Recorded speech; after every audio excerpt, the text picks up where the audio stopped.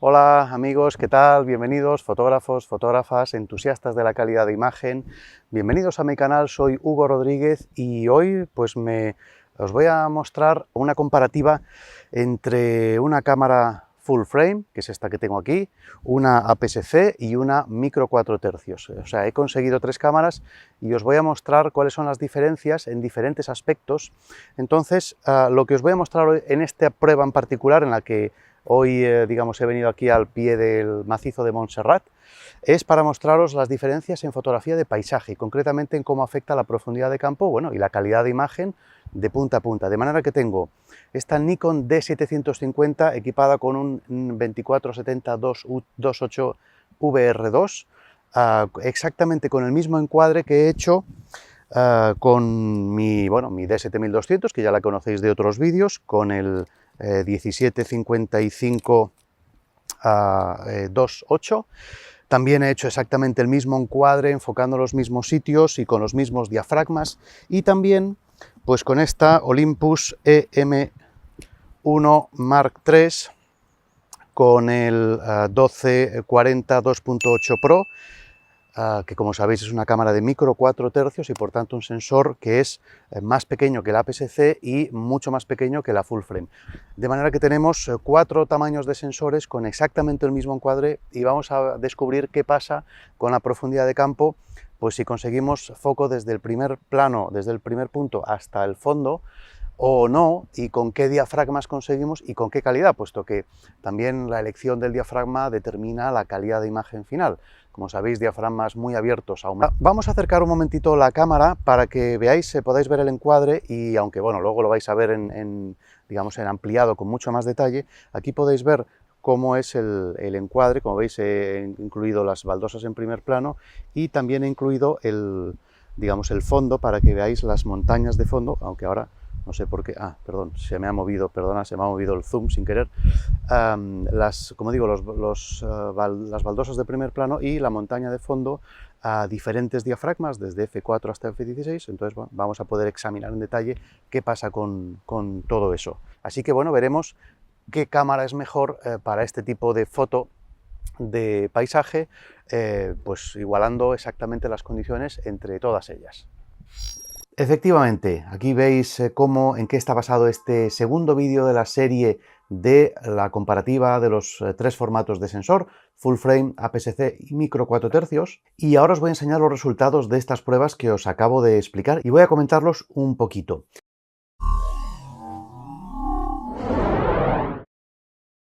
Primero de todo decir que este vídeo no está patrocinado ni por Nikon ni por Olympus. Eso sí, tengo que agradecer a OM Systems España, antiguamente conocida como Olympus España, por cederme este equipo para que pueda hacer precisamente todas estas pruebas. Por cierto, si te gusta esta camiseta que llevo y quieres tener una camiseta divertida para mostrar al mundo tu afición por la fotografía, no dejes de echar un vistazo abajo en los links que te dejo en la descripción, donde verás mi línea de camisetas hechas para fotógrafos con un montón de diseños muy divertidos con los que vas a poder presumir de cuál es tu afición favorita y bueno, pues fardar un poco. También decirte que si te gusta el contenido de este canal, no olvides suscribirte y darle a la campanita porque entonces recibirás notificaciones de todos los nuevos vídeos que estoy preparando y no te lo pierdas porque el tercer vídeo de esta serie ya está en preparación, las pruebas ya las tengo hechas y también los resultados pues son muy interesantes. Por cierto, aclarar que en este vídeo no estoy comparando cámaras únicamente, sino que estoy comparando el conjunto de cuerpo con su sensor y su tamaño y las ópticas utilizadas, es decir, que el resultado engloba todo y por tanto, si hubiera utilizado otras ópticas distintas, aun con las mismas focales o incluso el mismo rango de focales, los resultados pueden variar porque la teoría dice que la profundidad de campo solo depende de la focal, pero no es exactamente así. Objetivos con las mismas focales no dan exactamente los mismos resultados. Pueden ser pequeñas variaciones, ¿vale? O sea que tened en cuenta esto. Como este vídeo se va a alargar mucho, de hecho dura la versión completa dura más de casi 45 minutos, he decidido hacer dos versiones y en esta versión que estás viendo, que es la versión corta, he eliminado pues un montón de análisis de pruebas, o sea, de las diferentes pruebas que he hecho, y me he centrado únicamente en lo más importante para que sea pues más breve y mucho más ameno. Pero dentro de unos pocos días publicaré la versión extendida, la de más de 40 minutos, donde verás todas las pruebas analizadas en detalle y además más conclusiones muy interesantes. O sea que en este caso me centro únicamente en lo más importante. Lo primero de todo decir que el objetivo a conseguir en esta prueba es profundidad de campo total, es decir, profundidad de campo desde el primer plano hasta el fondo. He tomado un encuadre en vertical porque es un encuadre que a mí personalmente me gusta mucho y una focal de 28 milímetros en full frame y luego las focales equivalentes en los otros formatos pequeños.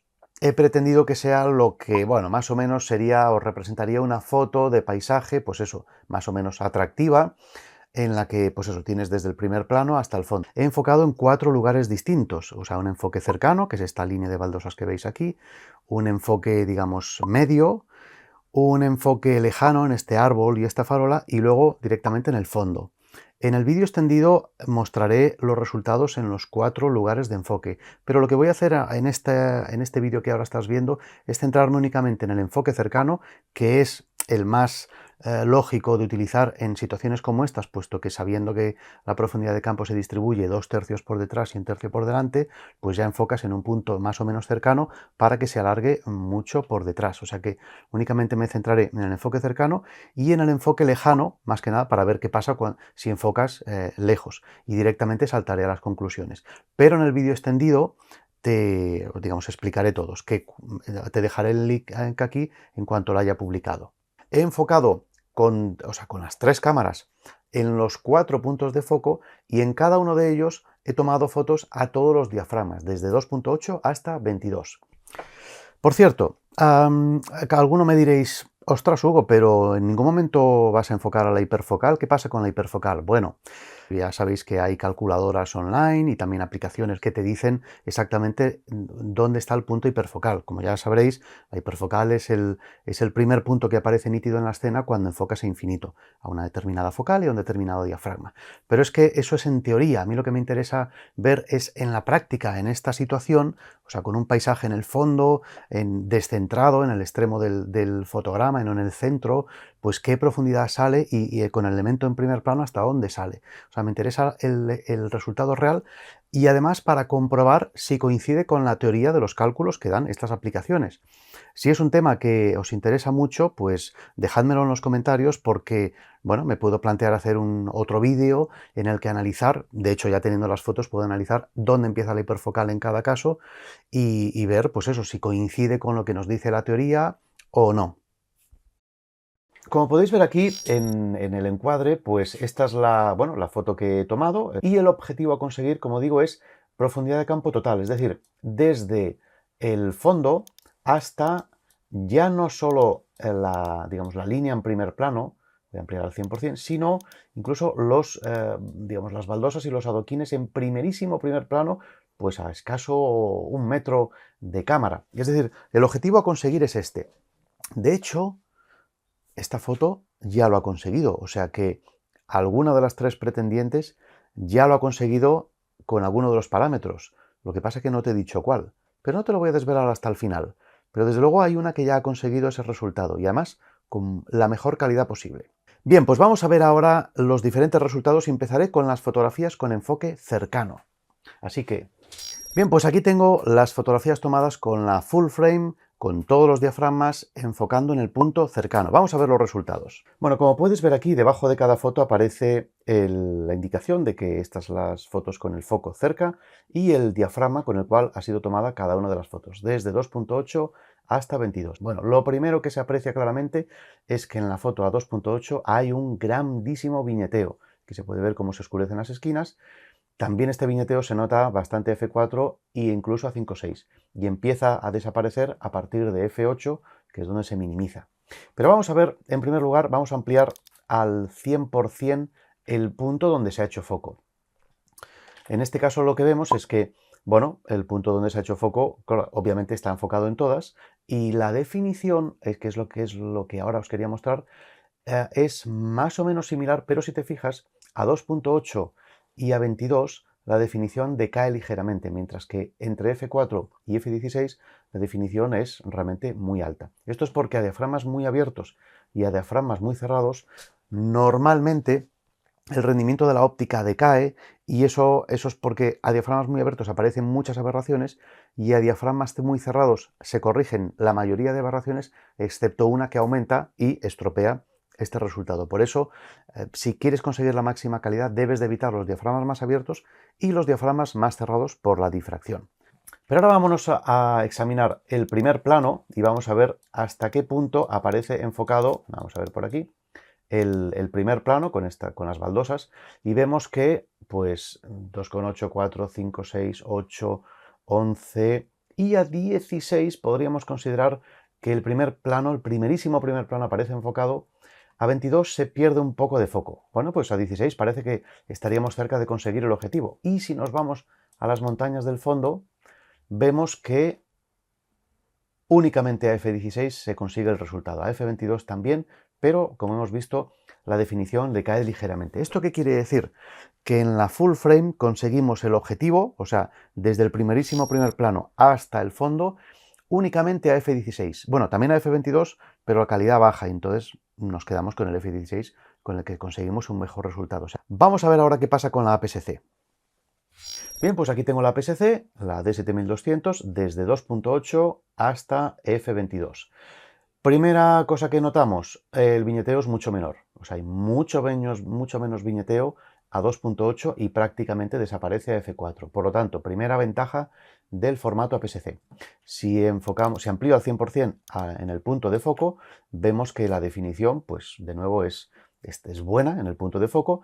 Vamos a ver ahora qué pasa en el primerísimo primer plano, y pues lo que vemos aquí es que a 2,8 no tenemos, pero sorprendentemente a F4 prácticamente tenemos foco y a 5,6 ya tenemos foco. O sea, 5,6, a 8, a 11 y bueno, a 16 ya se pierde un poco y a 22 se pierde. O sea que desde 5,6 hasta F11 tenemos foco en el primer plano. Esto quiere decir que ya de entrada podemos ver que hay un mayor rango de diafragmas aprovechables en este caso. Y si nos vamos al fondo vemos que curiosamente no conseguimos foco ni siquiera a F16, y a F22 aún es peor. O sea que a F16, bueno, se puede salvar, pero no es totalmente perfecto. Esto quiere decir que, curiosamente, en la APS-C sí que conseguimos foco en el primer plano ya desde diafragma 5,6, creo que recordar que era, pero en cambio no conseguimos foco en el fondo, lo cual es un poco sorprendente, porque la teoría nos dice que si el sensor es más pequeño, por la fórmula de la profundidad de campo, tenemos mayor profundidad de campo. Eso se ha visto en el primer plano, pero curiosamente no en el fondo. Pero vamos a ver ahora qué pasa con la micro 4 tercios. ¿Qué notamos en primer lugar? Pues que prácticamente no existe viñeteo. Bueno, es muy leve el viñeteo a 2.8. O sea que los diafragmas aprovechables parece que van a ser mayores. Vamos a ver ahora qué pasa en el primer plano. Y vemos aquí que pues tenemos foco pues prácticamente desde F5, 6, 8 hasta pues F11, y F16 ya pierde un poquito y a F22 ya pierde más. Y si me voy al fondo, pues vemos que prácticamente casi desde F4, 5, 6, si queremos realmente muy buena definición, tenemos definición perfecta en el fondo a 5, 6, a 8, a 11 y a 16 y 22 ya decae. Por lo tanto, ¿qué podemos entonces concluir de esta serie de foco cercano? Pues que claramente gana la micro 4 tercios, porque estamos viendo que desde 5.6 hasta 11, la micro 4 tercios consigue profundidad de campo total desde el primer plano hasta el fondo, y además, pues gracias a que utiliza diafragmas no tan cerrados, está dentro del rango óptimo de la óptica. Vamos ahora a ver qué pasa enfocando en el punto lejano, en el árbol. Pues aquí tenemos las fotos tomadas con la full frame. ¿Qué pasa con el foco en el primer plano? Y vemos que aquí no hay foco, aquí tampoco, aquí tampoco, aquí tampoco, aquí tampoco, y aquí parece que sí que alcanza foco, pero con la pérdida de definición general a 22 que realmente, bueno, se puede aprovechar, pero no interesaría. Por lo tanto, con la full frame lo que podemos concluir aquí es que no hay ningún diafragma aprovechable que llegue hasta el primer plano. En cambio, Pues desde 2.8 prácticamente tenemos foco en el fondo, o sea, desde 2.8 hasta 11, a 16 ya decae un poquito y a 22 decae más, o sea que enfocando lejos claramente tenemos profundidad de campo, pues ya, digamos, un rango de diafragmas prácticamente desde el más abierto de todos. Vamos a ver qué pasa con la APS-C. Vemos que, pues sorprendentemente, a F11 parece que tenemos foco, parece que tenemos buen foco. A F16, bueno, aquí seguramente hubo alguna nube, o digamos que la parte en sombra se ha bajado, pero hay que fijarse únicamente en el foco. Vemos que también hay foco, parece que la definición cae un poquito y aquí decae más. O sea que sorprendentemente con la APS-C tenemos buen foco a F11. Vamos a ver ahora qué pasa en el fondo. Pues tenemos a 2.8, 4, 5, 6, 8, 11 y no acaba de tener foco, y a 16 tampoco todavía acaba de tener foco, y a 22 ya decae, o sea que sorprendentemente con la APS-C tenemos una profundidad de campo que parece que se extiende mucho más por delante que por detrás. Acabo de descubrir una cosa bastante curiosa, y es que no el formato APS-C, sino el 1755 Nikkor, el 2.8 que he utilizado para la prueba, increíblemente tiene una distribución de profundidad de campo que es asombrosa, porque resulta que la profundidad de campo que típicamente se extiende a 1/3 por delante y 2/3 por detrás, parece que tenga una distribución de 20% por detrás y 80% por delante, o 90%, lo cual es una cosa asombrosa que yo no había visto jamás en ninguna óptica. Al ver este resultado, os aseguro que me quedé como...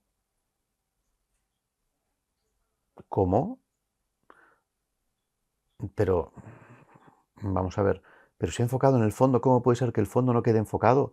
Y en cambio el primer plano sí que llega a estar enfocado. O sea, esto es una cosa increíble. O sea, tengo pendiente hacer más pruebas. De todas maneras, si este caso en particular os parece realmente sorprendente, dejádmelo en los comentarios, porque me plantearía hacer una prueba específica de esta óptica para mostraros realmente pues, qué está pasando con esta óptica en particular y por qué tiene una distribución de profundidad de campo tan increíblemente asombrosa. Vamos a ver en la micro 4/3. Bien, pues aquí lo tenemos. Si nos vamos al primer plano, bueno, a F11 parece que podría aprovecharse, a F16 ya pierde y 22 también, a F11 se podría aprovechar. Y en la zona de las montañas del fondo, pues tenemos muy buena definición, incluso a 2.8, desde 2.8 hasta 5.6, 8. A 8 parece que pierde un poquito y a partir de 11 ya pierde un poquito más. Con lo cual vemos que tenemos un rango aprovechable que prácticamente enfocando lejos, solamente la foto de F11 es la que se podría aprovechar porque es la única en la que conseguíamos más o menos buena definición en el fondo. O sea que lo que vemos aquí es que enfocando lejos, con la única cámara que conseguimos profundidad de campo total, que es el objetivo a conseguir, es con la micro 4/3. Bueno, vistas estas pruebas, ahora voy a enseñarte, vamos a coger directamente los resultados los mejores resultados de cada una de ellas y vamos a compararlos cara a cara para poder decir cuál es el formato ganador en esta prueba. Bueno, pues aquí tenéis los tres disparos. Como podéis ver, a la izquierda la Olympus, en el medio la APS-C y a la derecha la Full Frame. En este caso he escogido la mejor foto en cada caso, que es decir, la Olympus con el foco cercano a 5.6, la APS-C con el foco lejano a F11 y la 750 con el foco cercano a F16. Entonces, lo que podemos ver aquí es que, pues en el punto cercano, todas ellas tienen foco, y si nos vamos al primerísimo primer plano, ¿qué podemos ver? Pues podemos ver que el nivel de definición pues es bastante similar en todas ellas, o sea, es un nivel de definición realmente bueno, se ve todo muy nítido y bueno, pues hay profundidad de campo pues prácticamente perfecta en todas ellas. Y en el caso de las montañas del fondo, pues vemos que la APS-C vemos que falla un poquito por este fenómeno extraño que ya he comentado, y en cambio vemos que la Olympus tiene foco perfecto y la Nikon Full Frame tiene foco casi perfecto, pero parece que le falta un punto de definición. O sea que en este sentido la Olympus tiene un poquito más de definición. De hecho, si me voy a la esquina, Claro, en las esquinas donde realmente ahí se ven, pues eso, también qué tal es el rendimiento de una óptica y de un sistema, ¿no? Y lo que podemos ver aquí es que, bueno, la APS-C tiene un rendimiento claramente un pasito por detrás de las demás, pero la full frame con el flamante 2470 2.8 VR de segunda generación no tiene la nitidez y la definición que tiene la micro 4 tercios.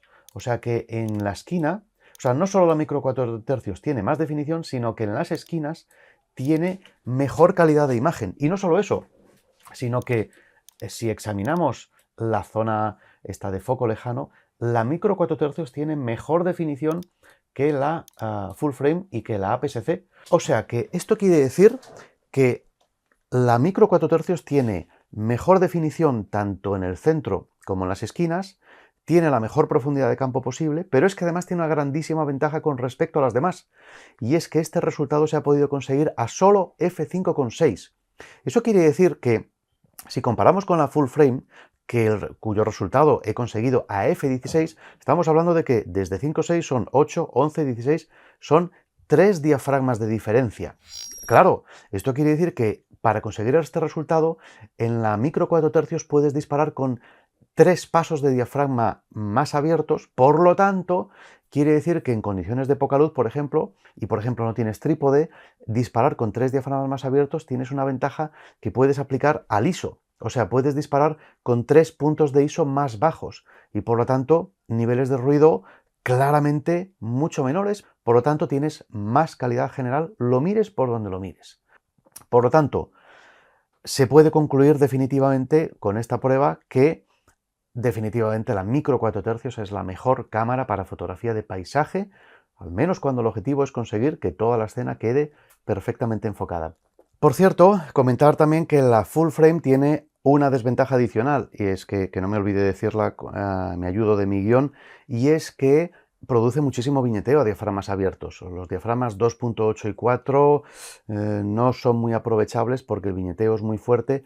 Claro que se puede corregir por software, no hay problema, pero esa corrección por software, al aclarar las esquinas, levanta el ruido de las sombras. Por lo tanto, la calidad decae. Mientras que la APS-C prácticamente tiene muy poquito viñeteo y la micro 4 tercios pues prácticamente es inexistente. O sea que, como digo, tomando en cuenta todos los factores, está claro que la gran ganadora es la micro 4 tercios, seguida de la APS-C, que consigue muy buena profundidad de campo, con un rango de aperturas mayor, y la full frame es la peor porque solo consigue, en uno de los casos, consigue el objetivo, en el único caso posible, que es enfocando cerca y a diafragma 16. Bueno, muchas gracias por ver el vídeo hasta el final. Si te ha gustado el vídeo, hombre, déjame un pulgar arriba que me ayudará mucho, compártelo entre tus amistades y en tus redes sociales. Y bueno, si tienes comentarios, ya sabes, déjamelos abajo. Trataré de responder los comentarios, especialmente en los primeros días, en la medida de que el tiempo me lo permita. Y nada más, espero que te haya gustado. Nos vemos en el próximo vídeo. No te lo pierdas porque vendrá la prueba de retrato, que también va a ser bastante curiosa. Venga, nos vemos en el próximo vídeo. Hasta luego. Adeu. Si te ha gustado este vídeo, te invito a que eches un vistazo a mi página web, donde puedes ver los cursos que imparto, los libros de fotografía que he publicado, las cartas de color o mis servicios de asesoramiento y calibración en temas de gestión de color, así como mi galería de fotos. Bueno, y si no te interesa nada de eso, pues igualmente muchas gracias por ver el vídeo y nos vemos en los próximos.